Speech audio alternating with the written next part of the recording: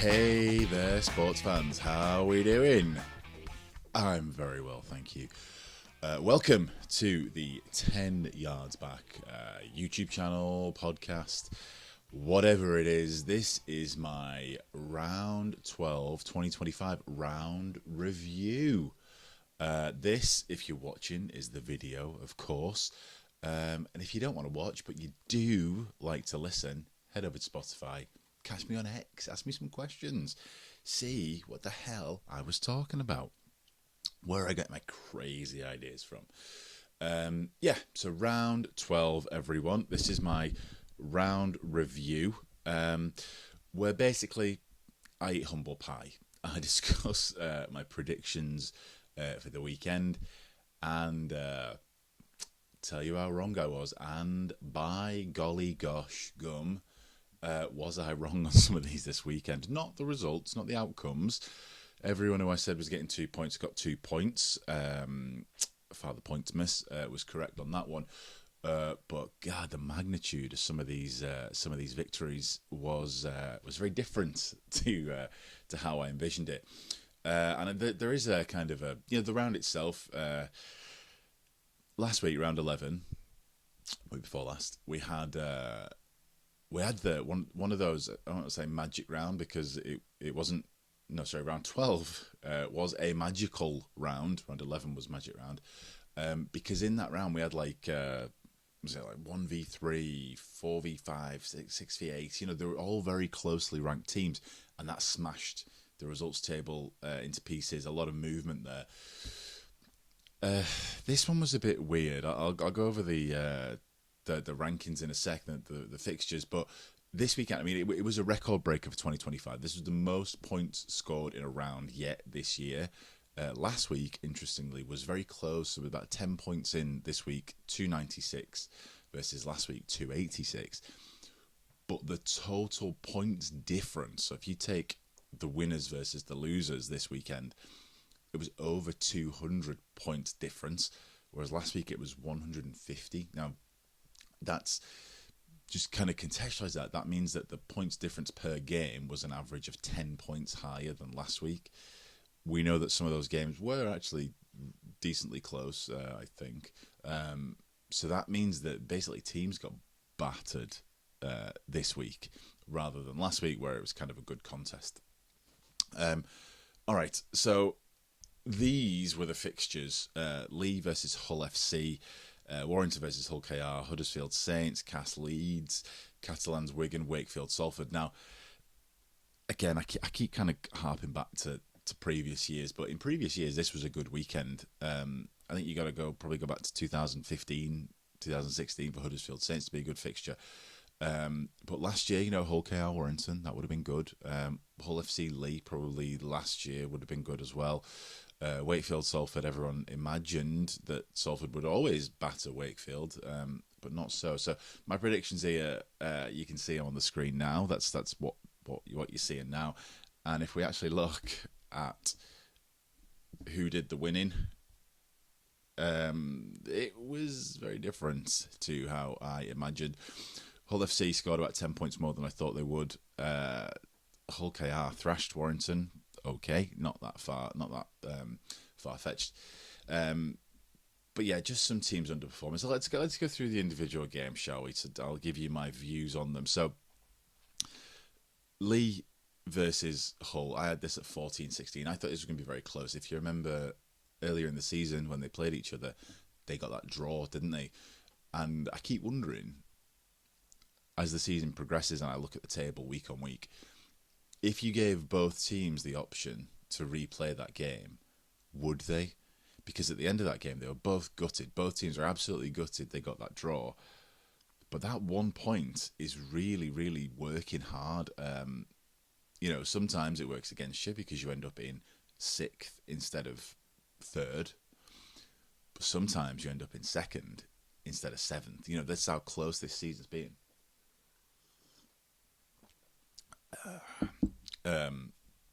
So I wonder, if you gave them the opportunity, would they replay it to try and get the 2 points, or would they stick with their nice, comfortable 1 point buffer? I like a 1 pointer. It makes the season a bit interesting, doesn't it? ultimately, it is still a point, so it doesn't really matter. But it makes it a little bit more interesting. So Armstrong, O'Brien were out for Leigh, two key players. Hull had quite a lot of or a few of the keys out. So Rapiner and Cartwright, who've been pretty good for Hull, they were out for Hull. I said last week that Leeds kind of showed us how to beat Hull the week before, because I think that Hull have basically got their game plan now. We're going to just be like an army, a solid defensive line, a solid attacking line. We're not going to do too much fancy until we get right on your line, and our plan is to take it up to your line. Leon Price is doing a couple of kicks here and there, but largely he's a running fullback. Caesar's really good at that short kicking game, so that's kind of their plan. I think is let's get close and then we'll react very short twitch, like a praying mantis. Hull FC at the minute, and they did. They just walked all over them, scored a couple of tries very early, which is always a bit of a worry. I was quite surprised to see that. By the time Ipape actually got over, he sort of looked a mixture of relieved, frustrated, pissed off that they just couldn't seem to break through. They did get over twice, but I thought that Leigh's defence would be a little bit more resolved than it was. 26-12 the score for that game. Warrington Hull KR. So Warrington have got too many injuries to deal with this one. They can.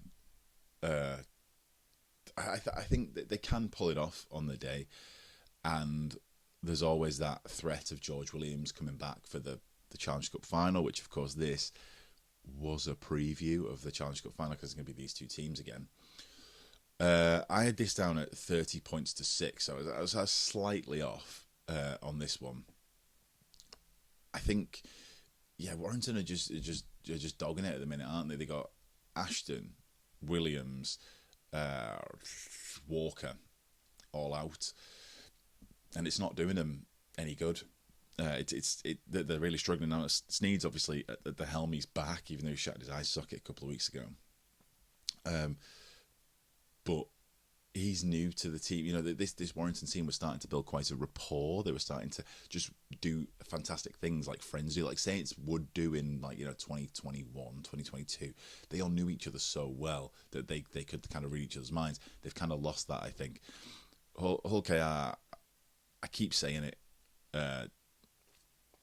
They scored 6 tries here, five tries here. Sorry, and they're all over the place. You got Tom Davis scored 2 tries here. Joe Burgess got another one on the wings. So that's half the tries. Mikey Lewis just stormed over. Broadbent stormed over. And Tyrone May set up such a love. I mean, Tyrone May is massively unsung broadly. I think maybe if you're a Hull KR fan, you disagree with that.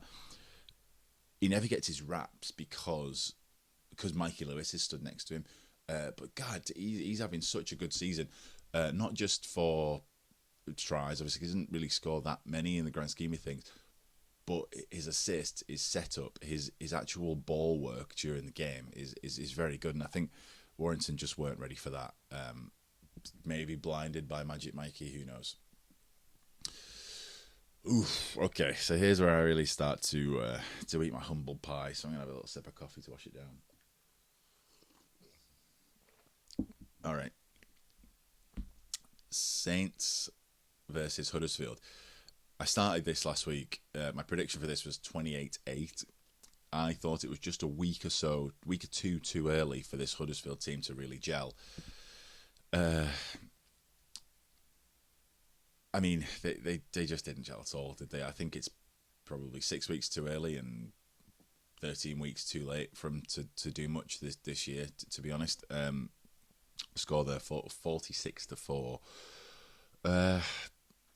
It's an interesting game, this, because Huddersfield, next week they've got Tristan Powell coming on. Another prop.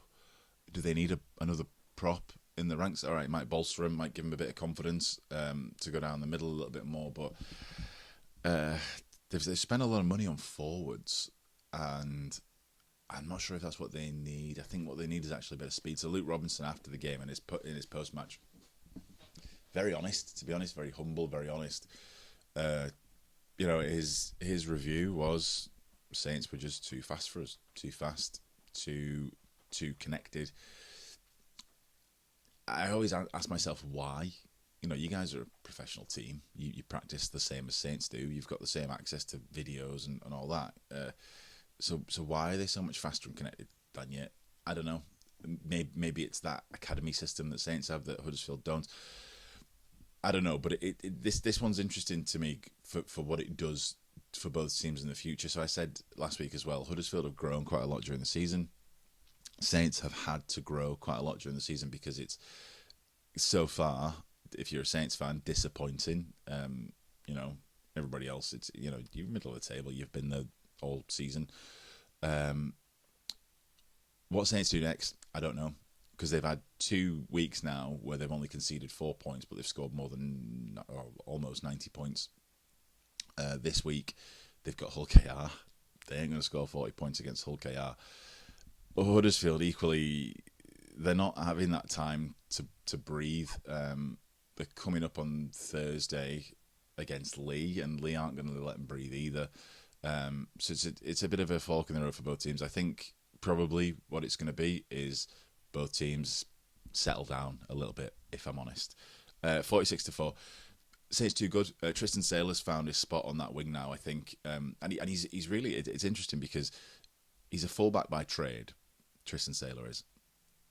Why Saints brought him in, I don't know. When you got Jack Wellesby and Johnny Lomax, who played fullback most of his career, you got the fullback covered. You kind of needed some wingers and centres. And Tristan Saylor is playing wing, but quite far into the field, and that seems to have worked for him quite a lot on Thursday, Friday, because he was able to. He was just faster than the other wings, and so he was able to use that, draw the wing infield, and then exploit them on the outside. So it's quite an interesting tactic he's going for, probably because he's not a winger. I've been critical of Saints in the past playing people who aren't wingers on the wing because they don't really know what to do. There's no one outside you.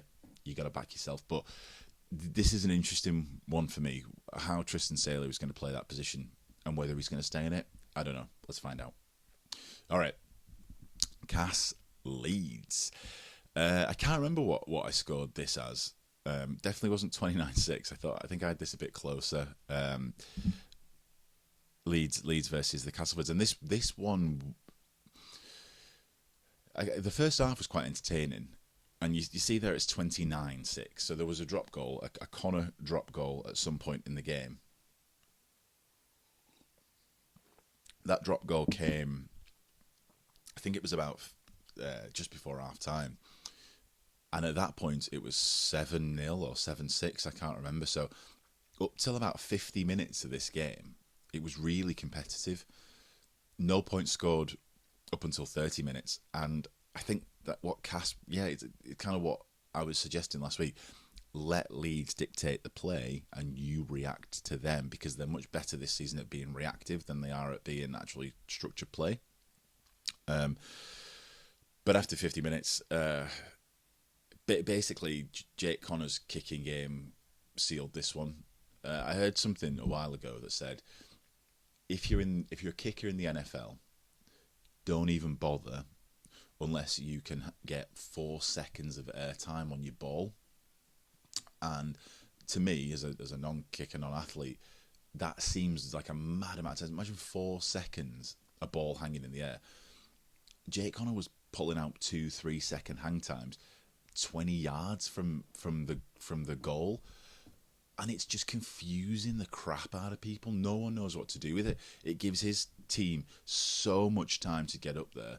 It gives the opposition so much time to think and then think again and then rethink and then second guess themselves and panic.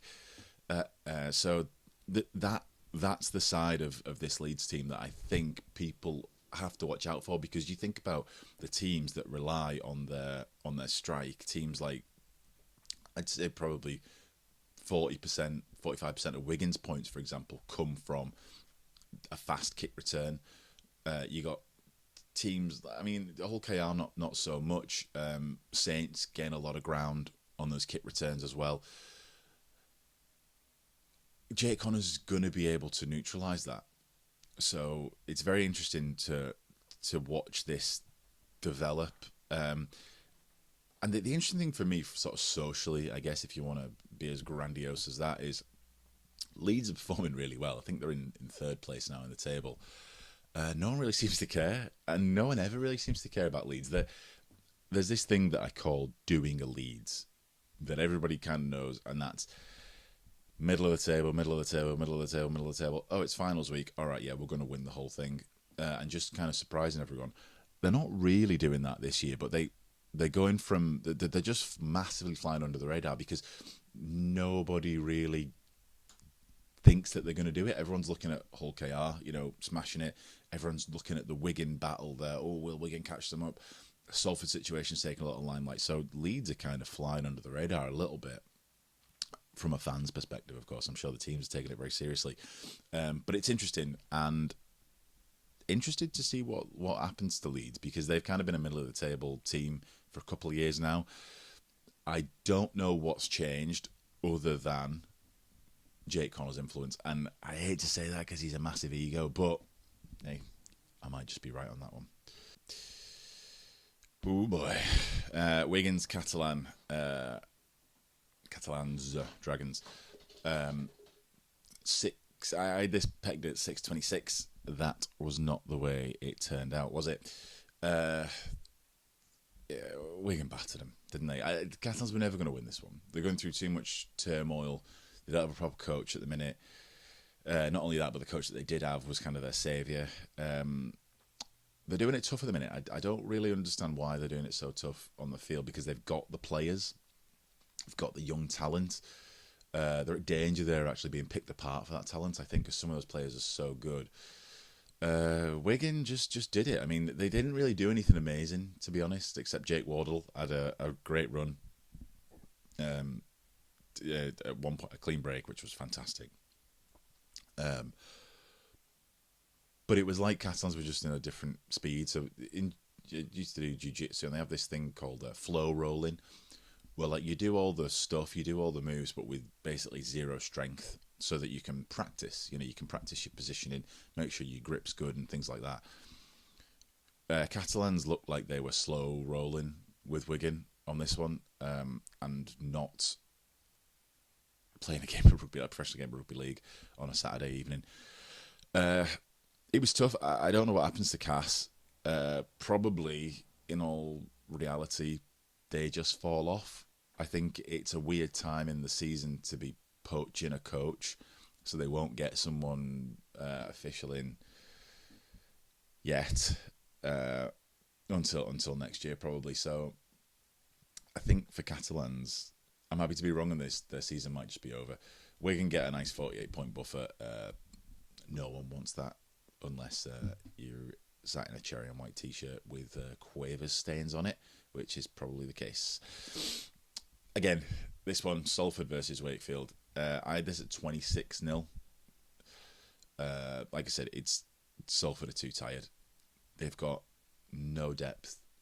They've got no depth. They got no money. They got no hope. There's just so much going on at Salford. You hate to see it. You really hate to see this one. But Salford there, it's a shame. It is a real shame. They got 10 points on Wakey though, which is great. Wakefield are just doing something special at the minute. They've got it's an interesting one, Wakefield, for me at the minute, because they've got someone stealing the show. Kaius Fatili. He's like the Herminator at Hull FC. He's a prop who's just doing fantastic things, and everyone loves to see that. He's also quite a striking person to look at. He's got a big mop of ginger hair, all tufted out at the back. I think that's taken focus from the other things that are actually going on, where Mason Leno's kind of come into his own now that that the other halfback is back, whose name I always forget. Truman. is back in the fray a little bit. So those two are starting to work off each other. Max Jowett is just improving week on week. They got loads of stuff going on, but Fartilli is stealing the show. And I think if I were Wakefield, I'd let that be. I'd promote that so much so that people are just on the lookout for him and not focusing on actually the other things. I think that, and this is a real turning point for Wakefield. Tom Johnston didn't score any of those 72 points. They were scored basically all over the field. I think Wormsley on the other wing got 2 tries, I think. But they kind of came from all over the place, which is good. It's good to see. But at the same time, you are playing against Salford. And I don't want to diminish anyone, but they've diminished themselves. We all know what's going on. With all due respect to Salford, hey man, if you can win the league from here, I really hope you do. That would be fantastic. Wakefield top. I think Wakefield have Leeds this weekend, so this is where the rubber hits the road for Wakefield. You've had a couple of weeks there where you've just smashed it, breezed through, amazing. Tempers are high, a wet sail, as they keep saying. I don't really know what that means. Let's see how you do against Leeds. Hey man, I hope you do it. If I can do the whole thing, that would be amazing. All right, so that's it. Let's a bit of a settle around. Like I say, the biggest points difference by about 30% of any other weekend this year. So take from that what you will. Bit of a weird round, but they have to happen. You know, there was no real blockbuster this round. Not a lot of movement in the table because the teams that we thought were going to win just won. You know, all my 2 points went out to the right people. So we'll see what happens next week. Let's have a look at what that round did to the top point scorers. Kieran rockets to the top after Wigan's breeze over Catalans. Jowett as well. Jowett's jumped 4 places up that ranking into number 2 because he's kicking. Not only is he kicking, he's scoring tries as well.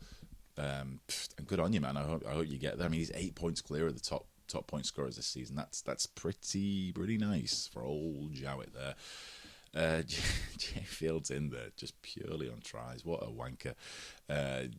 God bless you. God bless you, Jay Field. And GAB, I think a shout out goes to GAB, Guillermo down there at the bottom, because Catalans haven't scored any points in 2 games and he's still in the top 10 points scorers. I finished my brew, which means I'm probably talking too long. Top try scorers. No surprises here, really. We know who they are. Lewis, I think Lewis is there at number 2, which is a bit of a surprise to me, really. But not surprising because he's not good at rugby. It's surprising because I always see him as an assist guy. He's always, there offloading at the perfect moment. But he also scores tries. In fact, Lewis, French and Field all in the top 10. Field, French there, joint third. They are all also in the top 10 try assists. So basically, if you're playing those 3 guys, keep them out of your 10 because they're going to be there or around any tries that get scored statistically. All good there. Lewis Martin, Riley Lum, my 2 young lads who I'm really backing this season, still in the top 10. Good on you, fellas. So there were scores. Everyone. Not really much more to say about the round itself. It was a bit of a settler. I think round 13 holds a couple more interesting fixtures, but we'll discuss that later. Until then, enjoy your Wednesday, Thursday. Spotify, Twitter. You know what to do. Have a good one, guys.